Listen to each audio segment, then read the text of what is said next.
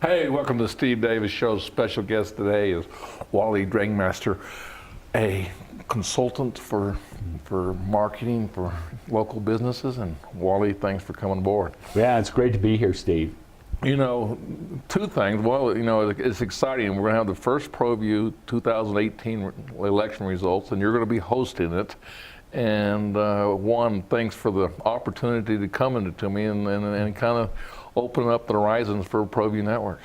Yeah, well, it's we're really excited about it. You know, we started talking about what could we do in the programming rail right now for Proview, and we said, you know what, election coverage is something that we could do. I have an interest in it. I've assembled a great panel this evening. We've got myself, I'll be moderating it. We've got Georgia Scott, Amanda Aragon, and Dowd Muska, and they'll bring some interesting perspectives from a local point of view about what happened in the election, and maybe even more importantly, what it might mean to the state of New Mexico in this next legislative session. Well, you know, for the people that, you know, Drangmeister don't, maybe, and I might be saying that correctly, but the word drag is Yes. is a well-known sports name in the state of New Mexico, and you're fortunate to be the son of Dick Drangmeister, or Dick Drag, and Drag's Court in Silver City. And you know, before we get into the politics of the thing, you know. Me personally, I just want to, you know, I got to be part of going to the Hall of Fame and the RMAC this summer, and got to actually spend, basically, if you really think about it, about 10 hours in the car with you, Yes. driving up and getting to talk about sports and all the things. But speak about your dad for just a little bit. Well, he was a character. You know, he was a basketball coach most of his time in the Rocky Mountain Athletic Conference, most of his time at Western New Mexico. And from Chicago, I mean, from Chicago, suburban Chicago. And there was quite a pipeline, and he was not the first, but there was a pipeline of guys from what they called the region in the greater Chicago area that basically GI Bill guys after World War II, and most of them didn't fight in the war, but a lot of them were in the Army. They're like, hey, let's go somewhere. Hey, this Silver City, New Mexico seems to like us. We can go there, we can play sports. And he was one of probably a dozen guys from that area in that time frame in the late 50s, early 60s, did that at Western New Mexico. And for him coming, the impact that the impact that he made on your family name, but also just the impact on the state of New Mexico. I mean, it's almost, you know, we're still fortunate we have Tom Drangmeister, Yes. which very, you know, which he was assistant coach, and they played and they went to school together, and was one of the reasons that Tom came in. But you know, what a story! What a story! Well, you know, Silver City is not the easiest place in the world to recruit an athlete to from anywhere, much less New Mexico. But he had a lot of good, solid New Mexico athletes over the years. But because of his relationships in the upper Midwest, he got some guys from places like East Chicago, a lot from Indianapolis. And when you're in, back then it was NAIA, now they're Division II NCAA. You're not getting the guys that are on the McDonald's 100 best players. You have to take that next tier of player that didn't get a Division I offer. And over the years, he picked and got recruited and got to go to Western some athletes that are unbelievable talents. One of the ones that was my childhood hero growing up was a guy named Ernie Signars, a guy from East Chicago. And he was watching, back then it was a film on this other player he's trying to recruit. And he figured out that guy's too good, he's not going to get him. But who is this guy? This hand keeps coming up about 1.5 feet above the rim and getting a rebound. Well, that was Ernie. He's one of those 40-inch vertical leap guys. Played 4 years at Western, got his degree, played in Europe, was an owner in a European league, basketball league, and that's a guy coming from East Chicago, basically the bad part of town, going to Western and having a fantastic life and a fantastic career. And that was not the exception with his players over the years.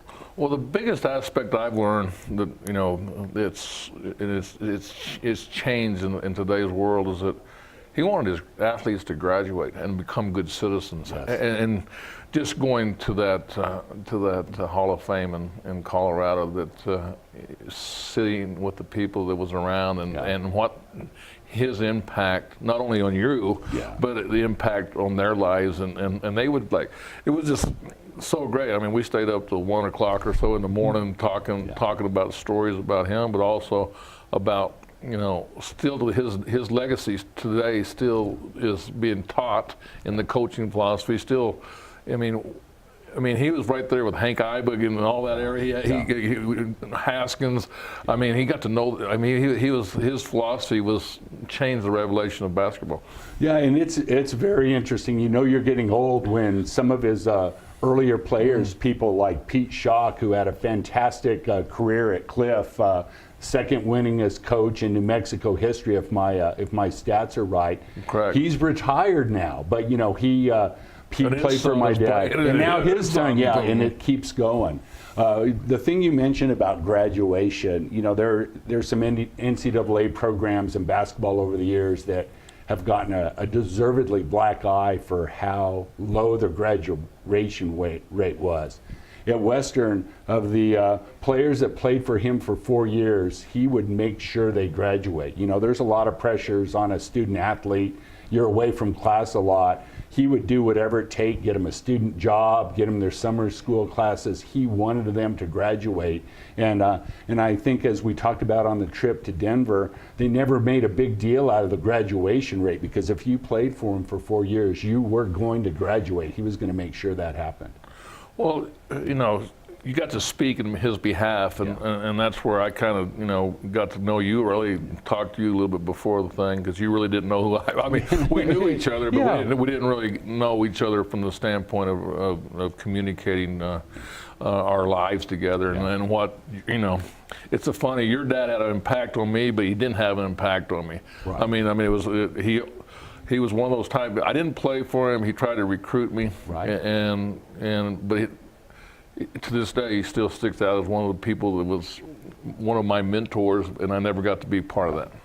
Well, he was a motivator, and he wanted to win, and you know he did it the right way. But the thing about him was his desire to win just spread through his players. You know, there was nobody that was more dangerous than a drag coach team that was down 12 or 14 points halfway through the second half on a road game. Most of the time, that's the time to check it in.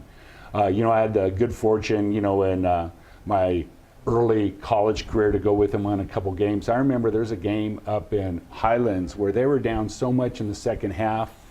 Every other coach I'd ever seen, every other team I'd ever seen would have probably just checked it in. They're like, no, we're going to get it from 18, and we're going to call a timeout at 12, and then we're going to call a timeout at 8. They won the game. It was amazing because he had that dedication and that focus and that commitment to win, and his players most of the time would do what he wanted, and that's why he was so successful. Well, Wally, we're going to go to the Dream Style top 10 plays of the week, and come back and talk a little bit about you, and then come and talk about the 2018 election results that we're going to do tonight. All right, sounds great.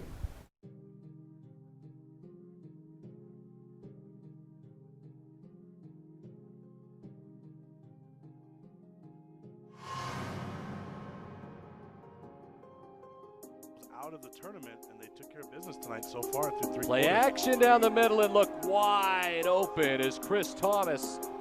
And Jamal, man, this beat is crazy.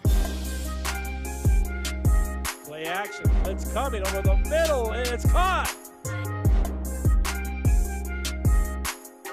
And rolling ahead on the tip pass was Montanaro.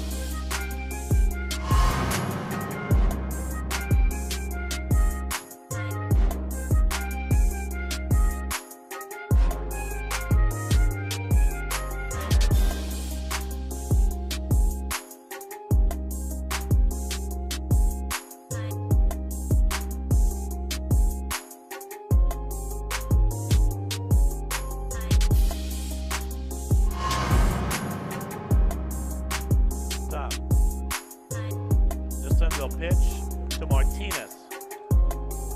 Phillips not going to find the edge. The ball's out in dangerous spot. Green in front, and he's going to tiptoe in. No, coach, they marked him down at the 4. I thought he walked the tightrope.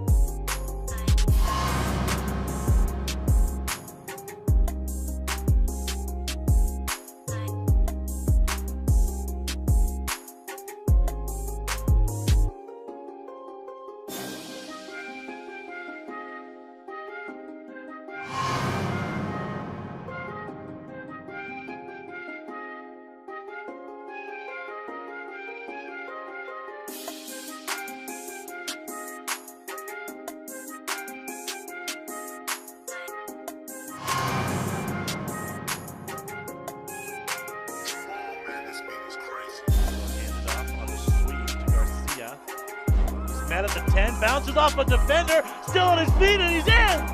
Touchdown, Sartans!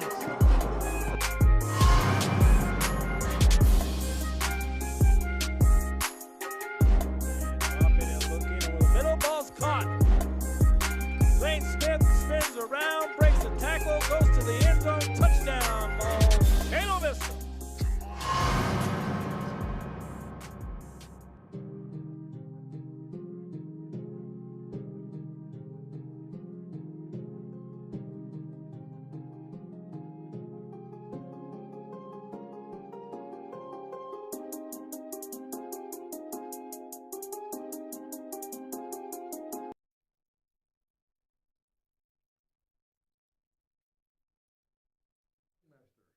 And Wally, give us a little Reader's Digest of how you got to back today, or how you got to here today. Yeah, well, I'm a product of New Mexico, born in Silver City, graduated from high school there, and went to a little agricultural school that's down I-25. If you drive about 3 hours there, I got an accounting degree there. I've been in New Mexico all my life. Little B Aggie, huh? Yes. Little Aggie here. So.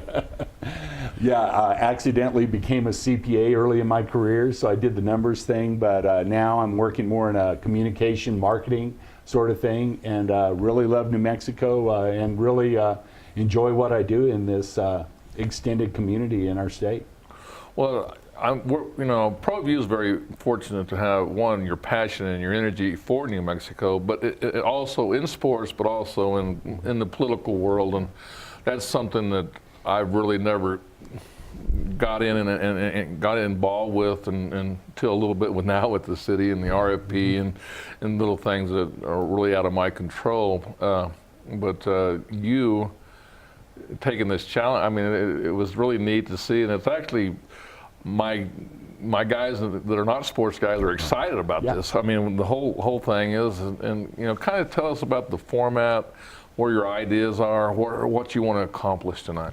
Yeah, well, we were talking about what about it, what if we did an election show, what would that look like? And so we certainly have a lot of them out there, but we wanted to take a really unique focus on New Mexico and also take a look at what are the issues that really are going to impact New Mexicans. And I've got a great panel of folks with a broad, diverse, kind of interesting take on things, some of whom will be very supportive of some policy things that might be coming down the pike. Some might be kind of critical, but we're going to discuss those.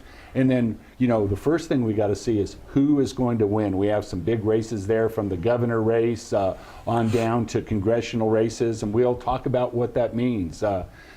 Politics is a big business in the world. It's a big business in our country. It's a huge business in New Mexico. A race in southern New Mexico for a congressional seat, I was reading this morning, northwards of $12 million spent on that race. They are hiring people to go door to door to canvass for one of the candidates. So there is a lot of intensity and a lot of interest, and that's what we're going to try to capture the spirit of what happened and what it might mean to New Mexico. You're saying that, and we're seeing a lot of it in the ads. Yes. I mean, even though that we don't get to vote in that area, Right. But we're getting to see the campaigns almost more than the governor's race. I mean, it's very intense, and it's very, there's Trump haters, and then there's Democrats. Yeah. I mean, I'm getting into it and following it more like as a sports fan instead of more of a political thing. But it's very intense, and people are very competitive in this race. Well, and the Races, I the guess. Harrell Torres Small race is a good example. So that's the Southern District. The TV ad out of the Albuquerque Metro on network television only covers a very small number of voters that can actually vote. But if you didn't know, if you watch with the sound off, you'd think that was the race. No, if you think you were going to the ballot, Yeah. If you're going to Albuquerque and you're going to the ballot, you would be seeing these two on the thing. And they're not on there. It's not going to happen. Yeah, that's exactly right. So that's what a lot of money will do. And I was reading some reports about the canvassing effort, and fancy word for get out the vote, but both hired and paid political folks for one of the candidates, they're going, by the dozens and scores in these various communities in southeast New Mexico, knocking on the doors. They have the list of who hasn't voted and say it's time to go to the polls. So, I guess help me on the format of how you're going to. I mean, we have local, you got state, and you got southern, you got northern, Yes. you got deal, and you're going to. And help me. How are you going to put all this together? Yeah. So. Well, an election night show is pretty interesting if you've watched them. We're going to kick it off at 7:30 this evening, but the key is there may not be a whole lot that happens for a while because it takes a while for the election results to come in. And New Mexico used to be notorious for slow election results to come in.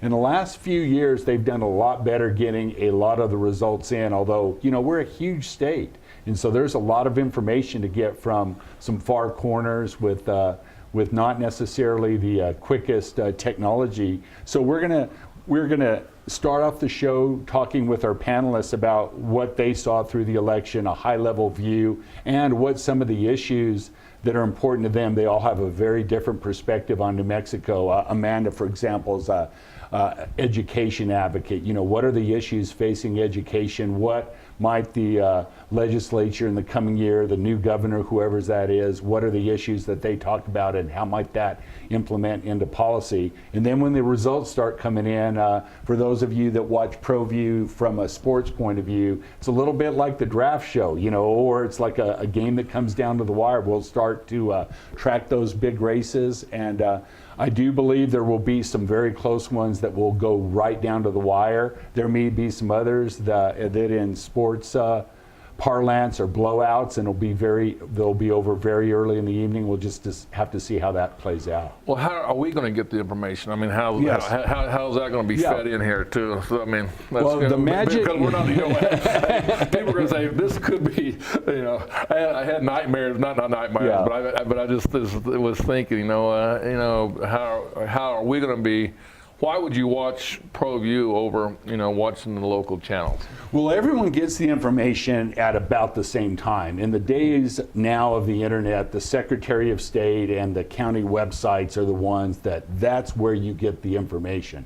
Back in the old days, where I think newspaper reporters had the hat with their little pad, you had to go down to these various offices and they would call in the results. That's not the way it works anymore. I just remember when I was younger, it was like, I was waiting. Sometimes people wouldn't get the results until 12, 1, 2, or 3, or 4, and sometimes almost the next day you didn't know if you won or lost. Well, in a very close race, even if they do all, close to a perfect job of getting the results in, if a race is, within a few hundred votes one way or the other, you may not know this evening on a few key races. And a couple that may come down to the wire that way are that congressional race in the South, state land commissioner that's in charge of the trust lands that are used to generate income for education. That's a race that could very much Pat Lyons and Well, he was Garcia former Richards. Clovis Wildcat, and Yeah. I got to say that he got blood thicker than water. Yes. He's been a very big supporter of Proview Networks. Yeah. So And Wally, we're going to come back and keep that thought. We're going to come back and we'll talk more about the 2018 election results tonight. Well, I'm going to the frontier, walk up to the cashier, order up a root beer and a number one. Cover it with green stuff, one scoop is not enough. Find a booth is real tough, back by the Duke. Meet my family, meet my friends in the quirkiest restaurant I have ever been. All of Albuquerque's favorite spot, it's the Frontier Restaurant. The Frontier Restaurant is a proud supporter of Proview Sports Network. Sadie's is a proud supporter of New Mexico high school sports and athletics, and we here at Proview Networks would like to thank Sadie's for their continued support in helping us bring you all of your New Mexico high school sports coverage. Don't sacrifice quality of flavor when you're in a hurry. Golden Pride offers ribs, fried chicken, green and red chili breakfast burritos, and Frontier Cinnabons. 4 great locations, or visit us online at goldenpride@abq.com. Golden Pride Barbecue Chicken and Ribs, proud supporter of Proview Sports Network.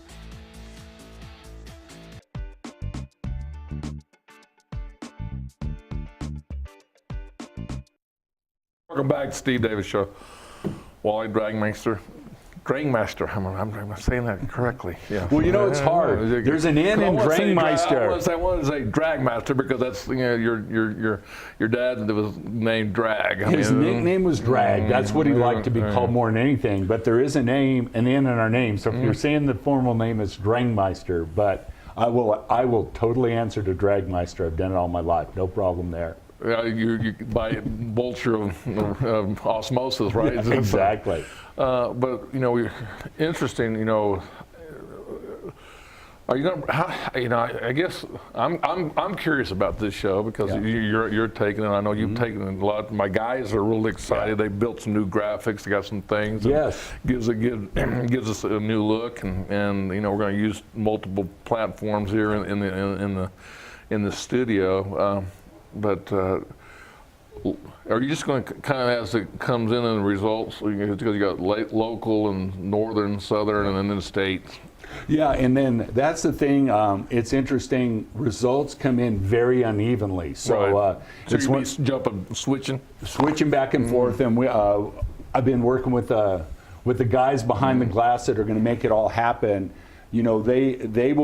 They will be able to get the results just like everybody else. You have to press refresh on the website and see what happens. But we've got it worked out to get our graphics up, so we'll show people the percentages, how things stand, and it's one of those you can say we're going to do a little bit of the statewide and then the local, then the other races, all the state House of Representatives, but the results come in where they come in. So we just have to be a little loose and a little flexible on the update. And in between, we will have some very interesting political conversations with our panelists. What's really interesting, and I'm, of course, I've been following it because of who's going to be the mayor and things like that over the last 2 years. But it's the public interest this year is unbelievable. I mean, people right now. People are waiting in line at 7. I think they started at 7 or 8 o'clock, and people were. I was coming to work, and they're like, they wish they would have voted earlier. Well, and then and you're excited about it. But it seems to be, and it's just not New Mexico, but it's nationwide. Yes. I mean, now you got Obama and almost Trump going head to head, and and it's talking about what his great success was with the Democratic Party, and Trump taking the success of the economics, and Obama's coming in and saying, no, that's part of my administration that's making all this happen today. so it's amazing how everybody is getting involved. And then the libertarian is on the same deal. Yes. Is saying, get away from both. Get away from both of them. They're a third party. Right. Well, New Mexico has gone big into early voting, and it looks like we may be on track for, in terms of a non-presidential election year, really high voting, both early and the polls. We'll have to see. But, it's just, it's not that many years ago in non-presidential elections where the percentages were far lower than we're looking at them to be. And you're right, there's that interest there. And, and the younger, the millenniums, Yes. they're out in full force right now because they're seeing things that's been really, our generation, it was basically forced down on us. You're either Democrat or Republican. Yes. I mean, it was the story. You were bred that way from. I remember going to the first grade. It was, it was like, all right, which one are you? Are you Democrat or Republican? And it was it's kind of like being born into your religion. Yes. There was, and I have an old boss of mine. He was God rest his soul, a retired rear admiral, very conservative. But he had his one son who was very much the liberal, and he stood out in that family. And like you say, in New Mexico, families tend to stick with one party or the other. Now, there are definitely more Democrats in this state than there are Republicans. So all things being equal, Democrats should win more races. But it's amazing. People will vote across their party lines, particularly at those big races, if there's a good candidate that they really believe in. Well, that's what I'm saying about when I was, just listening to my parents and my family deals. Basically, it was straight parties. Yes. It didn't matter. If you're a Democrat, you just went in and you went straight across. Now, it's, the libertarians have made it, they've made people think of, what I'm seeing is people just want the right thing, and they want the right thing, whoever is going to present and get the right thing done, and stay away from the politics. They just want the right questions and get it completely done. Well, I'm a little bit of a nerd. I've been reading a U.S. history book, and it's incredible if you look back during the time from the mid-1700s, 1776 through the early 1800s. Politics then was very similar to how politics are now. There was a lot of divisiveness, there was a lot of competing visions, and there was a lot of intensity politically back in those times. And so when people say there's never been as contentious a time politically in our country, I think there's been several. They're not comfortable though, and the country as a whole is not comfortable. There's some venues where you might have actually had a political conversation at a party or at a restaurant or something. Now that's a dangerous thing to do, and there's so much emotion behind it. Now, my mom always said, what is it, you weren't supposed to talk about money, politics, or religion. That seems like that's pretty good advice socially, because there are emotions and they are riding high here in New Mexico and across the U.S. And everybody's looking for change. Okay, and I mean, I guess that's what the deal. I mean, and of course, just go back to economics. Everybody, loves economics, but it's even the Republicans, even though it's probably one of the best economics in the history in the last 30 years that we've had, is they're struggling to take ownership of that economic situation. Yeah, I read an article this morning that said that Trump gets a lot of credit for the economics, but Republicans as a whole tend not to. And that brings up another really interesting point is, when Trump was elected president, the polls were wrong. They were plain wrong.